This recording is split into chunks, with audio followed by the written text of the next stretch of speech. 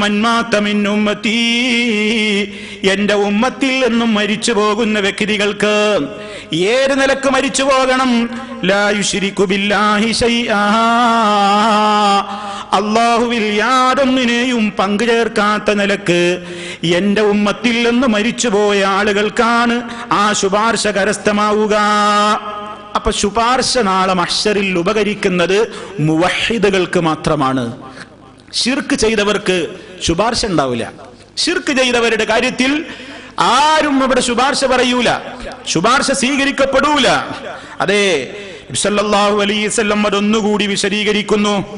അബൂ ഹുറൈറ റളിയല്ലാഹു തആല അൻഹുവിൽ നിന്ന് തന്നെയുള്ള നിവേദനത്തിൽ കാണാം, മഹാനവറുകൾ ചോദിക്കുകയാണ്, യാ റസൂലല്ലാഹ്, അല്ലാഹുവിന്റെ റസൂലേ, മൻ അസ്അദുൻ നാസി ബിശഫാഅതിക യൗമൽ ഖിയാമ, ഖിയാമത്ത് നാളിൽ അങ്ങയുടെ ശുപാർശ കൊണ്ട് സൗഭാഗ്യം സിദ്ധിക്കുന്ന മഹാന്മാര് ആരാണ്? അങ്ങയുടെ ശുപാർശ കൊണ്ട് സൗഭാഗ്യം ലഭിക്കുന്ന സൗഭാഗ്യവാന്മാര് ആരാണ് ഖിയാമത്ത് നാളിൽ? ഇത് അബൂ ഹുറൈറ റളിയല്ലാഹു അൻഹുവാണ് റസൂലുള്ളാഹി സ്വല്ലല്ലാഹു അലൈഹി വസല്ലമിനോട് ചോദിക്കുന്നത്. നബി സല്ലല്ലാഹു അലൈഹി വസല്ലമിന്റെ മറുപടി, അസ്അദുൻ നാസി ബിശഫാഅതി യൗമൽ ഖിയാമത്തി മൻ ഖാല ലാ ഇലാഹ ഇല്ലല്ലാഹ് ഖാലിസൻ മിൻ ഖൽബിഹി ഔ നഫ്സിഹി. ഇമാം ബുഖാരി റിപ്പോർട്ട് ചെയ്ത ഹദീസാണ്. എന്താ അവിടുന്ന് പറയുന്നത്?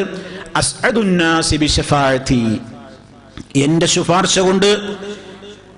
ശുപാർശ കൊണ്ട് സൗഭാഗ്യം ലഭിക്കുന്ന മനുഷ്യന്മാർ ഖിയാമത്ത് നാളിൽ ആരാണ്? മൻ ഖാല ലാ ഇലാഹ ഇല്ലല്ലാഹ്, ലാ ഇലാഹ ഇല്ലല്ലാഹ് എന്ന് പറഞ്ഞവരാണ്. എങ്ങനെ?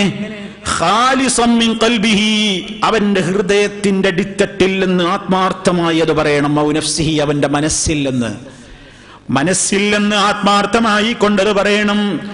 ലാ ഇലാഹ ഇല്ലല്ലാഹ് എന്ന ഉച്ചാരണം കൊണ്ടായില്ല, അതനുസരിച്ചു കൊണ്ടുള്ള ജീവിതമുണ്ടെങ്കിൽ. ലാ ഇലാഹ ഇല്ലല്ലാഹ് പറയുന്ന പലരെയും നമുക്ക് കാണാം. ലാ ഇലാഹ ഇല്ലല്ലാഹ് വെറുതെ ചൊല്ലി പറയുന്നവരെ കാണാം. യാചിക്കുന്ന യാചകന്മാര് യാചനക്കൊരു സഹായം എന്ന നിലക്ക് ചൊല്ലുന്നവരുണ്ട്. അതുപോലെ തന്നെ തീരെ അതിനെക്കുറിച്ചൊന്നും ഓർക്കാതെ പല നിലക്കും പറയുന്നവരുണ്ട്, എഴുതുന്നവരുണ്ട്. അതേ, നേരെ എതിരായ കാര്യം നടത്തുന്നവർ പോലും ലാ ഇലാഹ ഇല്ലല്ലാഹ് പറയുകയും എഴുതുകയും ചെയ്യുന്നുണ്ട്. ദർഗയുടെ കവാടത്തിൽ പോലും എഴുതി വെക്കപ്പെടുന്നുണ്ട് ലാ ഇലാഹ ഇല്ലല്ലാഹ്.